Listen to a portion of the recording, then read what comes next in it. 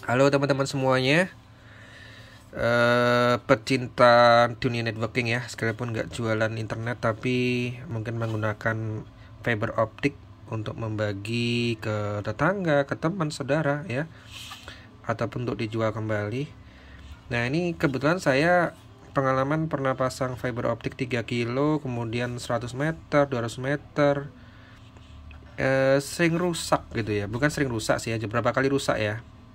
Sejauh ini sejak udah lama sih, yang kalau yang satu lokasi itu udah lama nggak rusak. Kalau yang kemarin baru pasang tuh 2 kilo tuh rusak 2 kali. Yang pertama pakai simlink, kedua pakai netlink, jebol lagi 2 kali ya. Oke. Nah, redamannya saya tanya ke teknisi yang di sana itu kalau salah min 10 apa 15 ya, lupa. Artinya nggak ada masalah sih dengan redaman ya. Karena kalau untuk ini ya, untuk HTB harusnya tidak ada masalah dengan redaman yang misal redamannya sangat bagus ya, misalnya 0 atau min 1 ya. Di atasnya min 5 lah ya, min 1, min 2, min 3. Harusnya tidak ada masalah ya. Harusnya tidak ada masalah, sekalipun ini cuma ini ya, ini kan 100 Mbps ya, 10 100 Mbps. Sekalipun bebannya mungkin 30 Mbps ya nggak ada masalah harusnya. 80 Mbps nggak ada masalah harusnya ya. Tapi saya menduga kerusakannya itu bisa juga karena petir, bisa ya. Tapi kalau kena petir tentunya semua alat rusak ya. Ternyata enggak ya. Berarti bukan karena petir. Dugaan saya yang kedua adalah karena masalah dari pabriknya ya. Memang konverternya rusak. Konverternya cacat pabrik lah ya, cacat pabrik, atau mungkin ya kita kalau beli dari teknisi atau nyuruh teknisi untuk ganti, mungkin itu bekas diperbaiki rusak lagi. Jadi kalau saran saya sih, kalau mau ganti sendiri, beli yang baru ya. Jadi kita tahu oh ini baru barangnya. Karena mungkin lokasinya jauh ya, kita nggak bisa nangani sendiri ya, nyuruh orang kita belikan sendiri ya. Nanti kita pandu, oke? Nah, teman-teman, ini contoh yang sudah rusak. Saya menduga ini problemnya gini teman-teman. Ini kan A. Nah, ini kalau dicolok ini sama ini ya, fiber sama ini semuanya nyala semua, nggak ada masalah. Tapi begitu dicek di HTB yang B ini, itu fiber optiknya mati. Dan setelah saya cek, pakai ini ya, pakai alat meter ini, FO meternya, itu hasilnya nggak ada cahaya. Jadi hampir sama kayak nggak ada sinyal optik ya gitu. Jadi saya menduga nggak ada cahaya sama sekali gitu.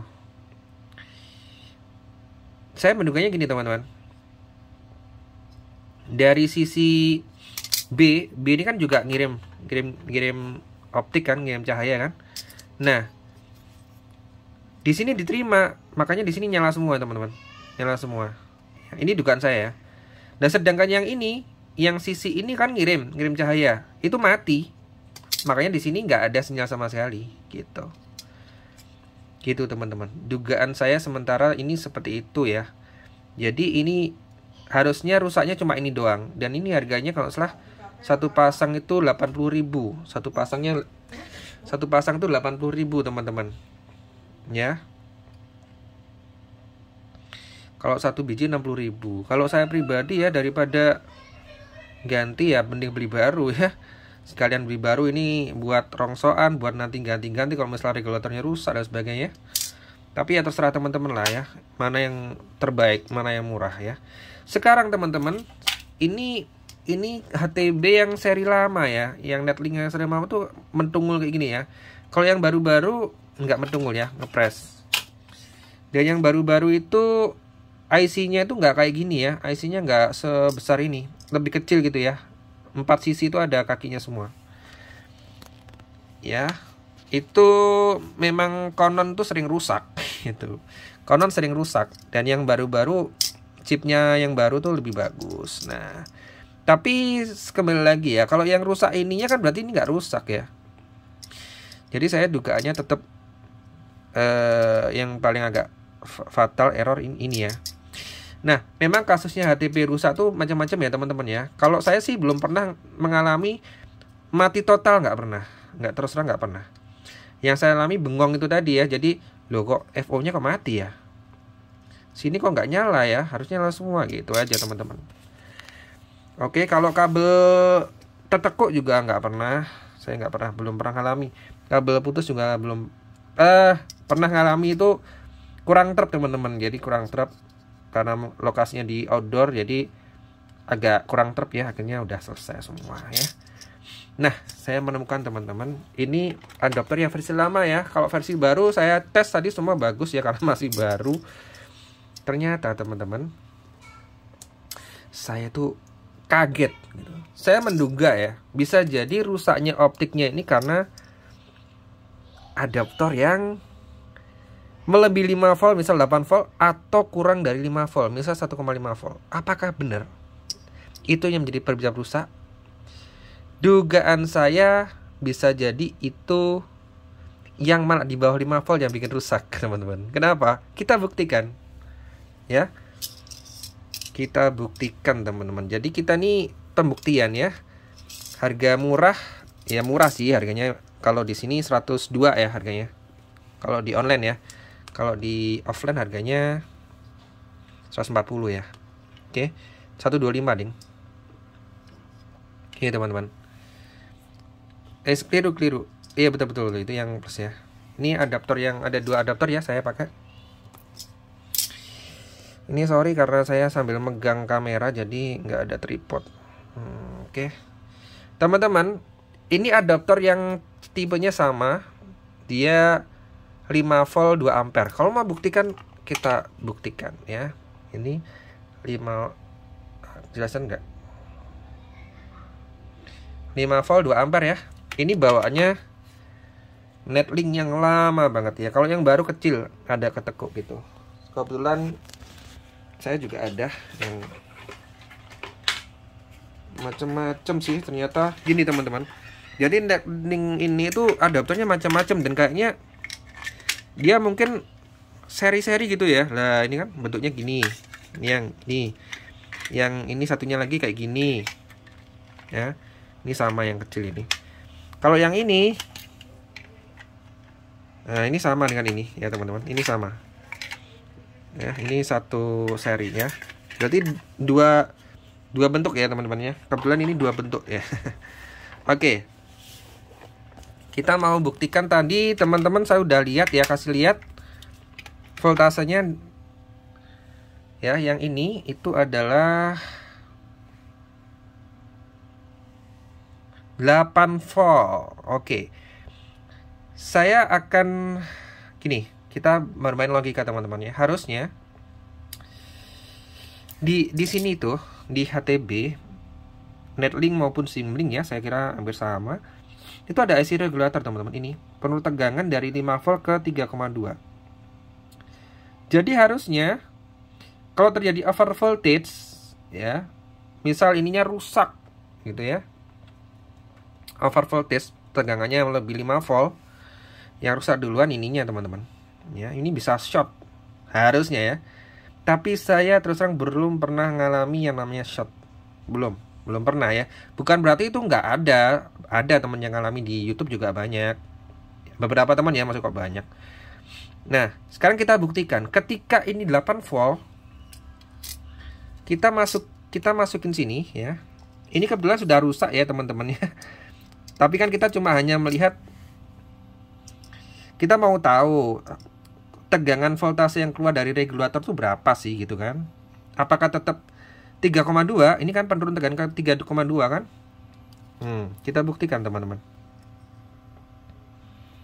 Kita buktikan ya. Ini agak ribet karena saya harus megangin sendiri teman-teman. Ya nggak apa-apa ya.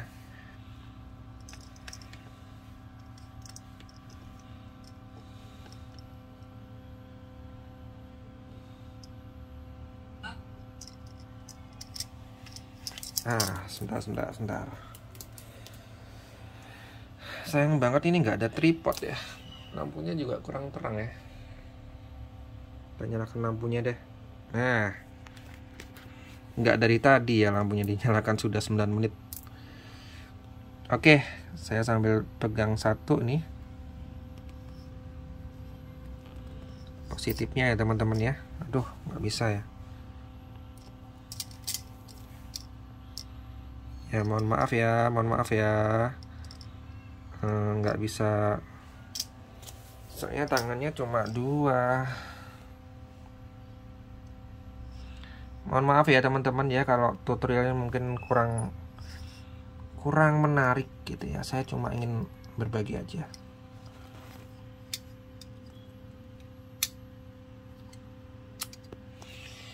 Aduh, sebentar. Ini harusnya bisa nih ya. Kita tahan aja pakai gini. pakai gini ya teman-teman. Oke, sekarang kita langsung tes aja teman-teman ya. Saya cek tegangannya berapa, 3,2 volt teman-teman ya. Sekarang kita cek kalau adaptor ini berapa masukannya. 4,96 loh, ngedrop dia. Padahal kalau tanpa beban dia kan 8 volt ya. Tanpa beban dia 8 volt. Begitu ada beban, dia langsung ngedrop.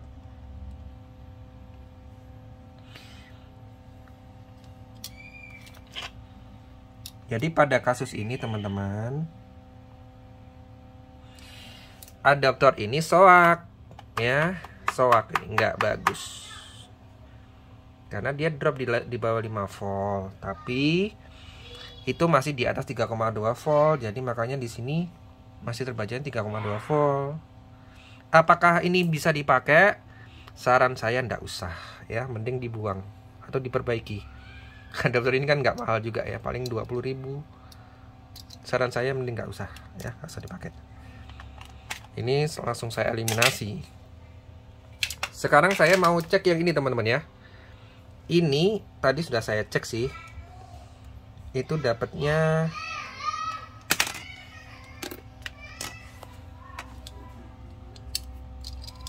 oke, bentar teman-teman.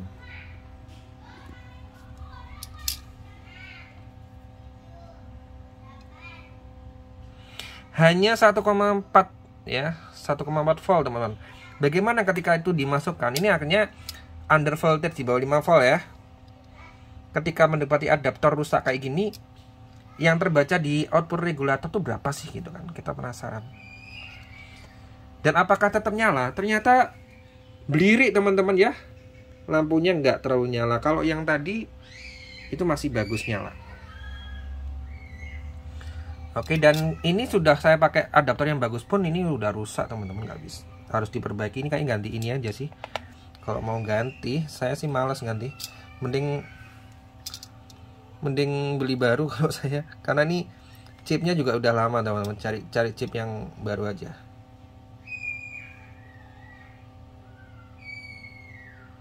Nah, aneh loh teman-teman. Dia kalau tanpa beban kan 1,4, tapi kalau dikasih beban itu 2,86. Sedangkan begitu mas ya, kemudian saya cek di regulatornya 1,76, artinya under voltage. Itu membuat konvert HTB ini tidak bisa bekerja harusnya ya, karena lampunya cuma redup sekali teman-teman, redup sekali ya. Oke, itu aja sih teman-teman kalau untuk kasusnya adaptor ya. Saya menduga adaptor HTB yang lama nih kayaknya sering soak ini emang. Ini memang bekas soak gitu. Oke, sekarang kita mau cek yang satunya lagi ya. Saya masih punya satu adaptor lagi, itu nanti saya buang aja deh. Juga ribet teman-teman kalau barang rusak itu. Kalau kita punya banyak waktu sih nggak apa-apa, mau nyervis ya. Kalau ada uang mending beli baru. Ini 5,4 volt teman-teman ya. Bagaimana dengan kondisi 5,4 volt? Apakah dia akan nyala terang lampu powernya? Saya kira dia akan nyala terang teman-teman ya. Oke, nyala ya. Kita matikan aja lampunya. Nyala ya teman-teman, nggak ada masalah ini Jadi sekarang kita cek, tadi kan 5,4 ya. Begitu masuk berapa dapatnya?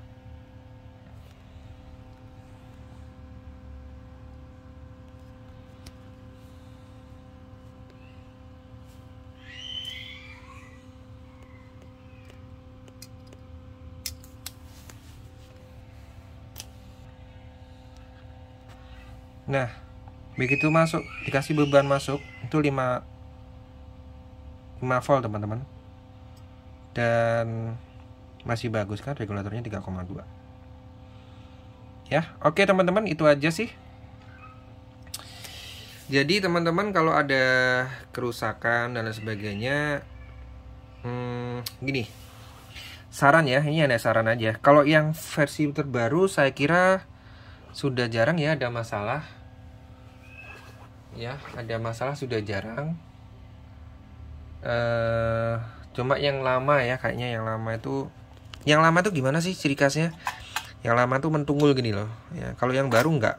Yang baru tuh enggak mentunggul teman-teman. Saya kasih contoh sebentar ya, biar bisa membedakan ya.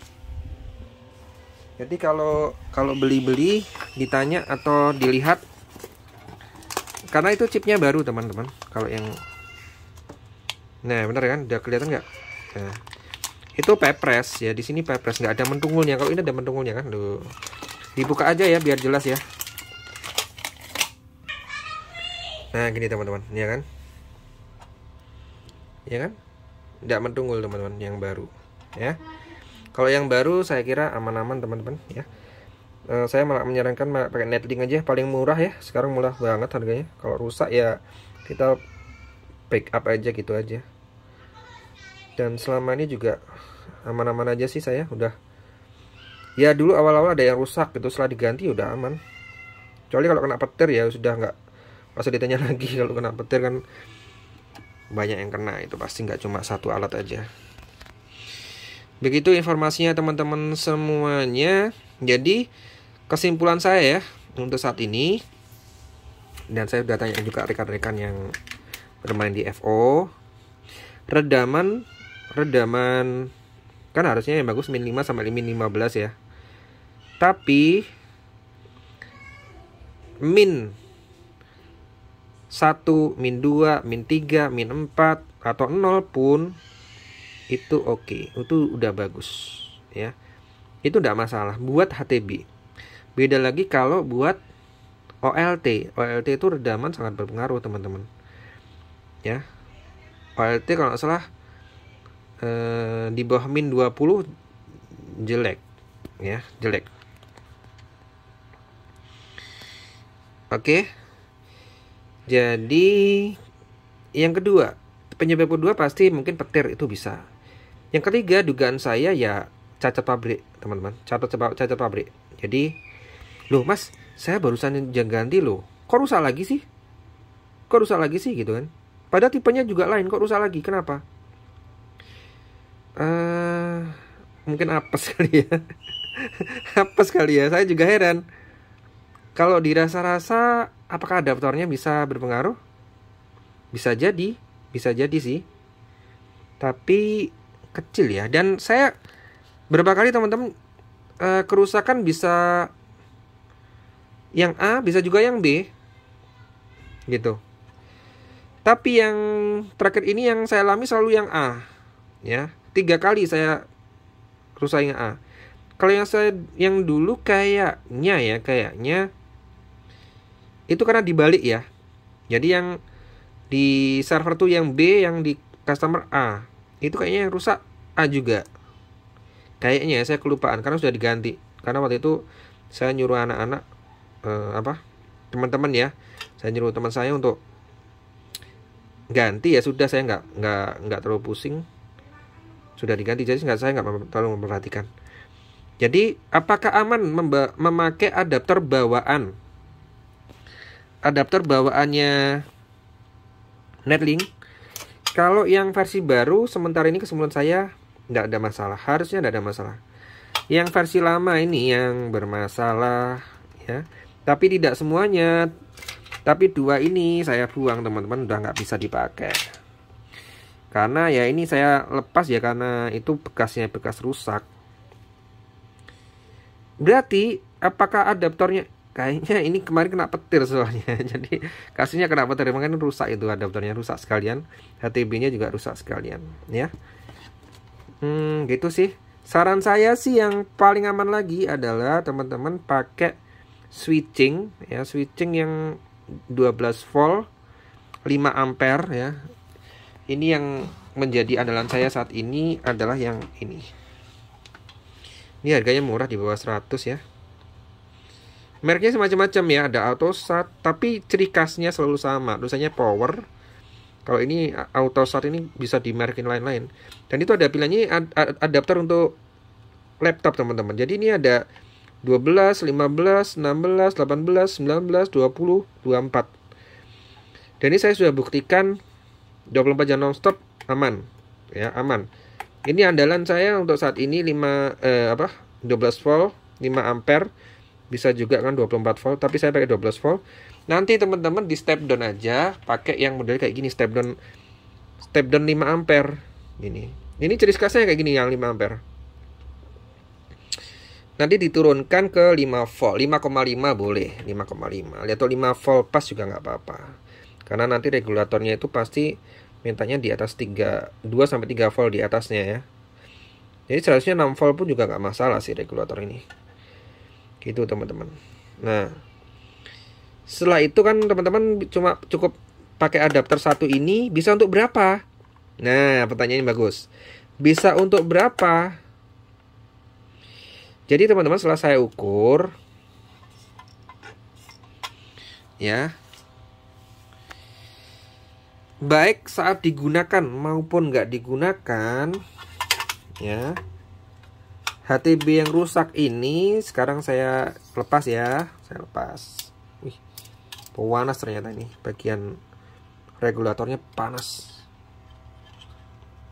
Sekarang saya itu ada 2,4 watt ya. Sekarang saya masukin ke sini. Saat kondisi diem maupun saat kondisi bekerja sama teman-teman, sekitar 2,4. Anggap aja 2,5 lah, 2,5 watt. Kemarin saya cek sempat 2,5 watt saat bekerja ya, saat full. Nah teman-teman, itu artinya berapa watt, berapa ampere yang dibutuhkan. Berarti kan 5 volt dapatnya 2,5 watt, berarti setengah ampere ya, atau 500 miliampere. Jadi kalau kita pakai yang 5 ampere ini ya jangan dipakai full 100% ya. Pakai aja 80%-nya ya, atau separuhnya lah, 2,5 ampere ya, separuhnya ya, paling aman ya. Berarti bisa dipakai untuk berapa? 5 konverter ya. Nah teman-teman, kalau mau lebih praktis lagi, beli aja switching yang 5 volt yang 30 ampere, itu harganya murah, cuma 70 ribuan. Itu berarti bisa dipakai itu berapa ya? Pakai aja separuhnya ya, jangan 30 ampere full. Berarti 15 ampere. Berarti bisa dipakai untuk 30 HTB. Wow. Kalau rusak cuma satu switchingnya doang kan, tinggal ganti aja satu kan, nggak rusak semua. Dan yang dikipasi cuma satu aja switchingnya gitu loh teman-teman. Gitu.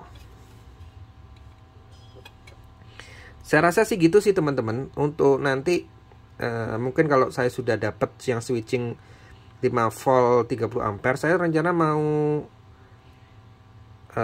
saya paksa untuk dia langsung 30 ampere ya, dalam satu hari. Itu kuat nggak ya? Nanti saya mau buktikan teman-teman ya. Nanti kalau ternyata hasilnya luar biasa, nanti saya jual teman-teman ya. Jadi teman-teman dapat produk yang benar-benar berkualitas gitu ya. Mungkin nggak semua satu hari ya, 1 minggu dipaksa gitu. Berarti berapa watt ya? 30 ampere kali 5 volt 150 watt ya. Ya kalau rusak ya jangan 30 ampere lah, makanya paling dipakai 20 amperan lah ya. Nanti lah 30 ampere kayaknya ya saya yang rugi ya. Percobaannya rugi. Kalau rusak ya. Kalau 20 ampere kayaknya aman. Nanti coba saya beli 2 biji teman-teman ya. Saya pakai yang 20 ampere sama yang 30 ampere selama 1 hari full ya. Nanti hasilnya bagaimana. Oke. Sekian dulu teman-teman, sampai jumpa lagi di lain kesempatan. Semoga bermanfaat. Mohon maaf sekali ya kalau mungkin tutorialnya kurang bermanfaat ya, atau terlalu berbelit-belit ya. Saya cuma mau sharing aja, siapa tahu bermanfaat. Sekian dulu, sampai jumpa lagi.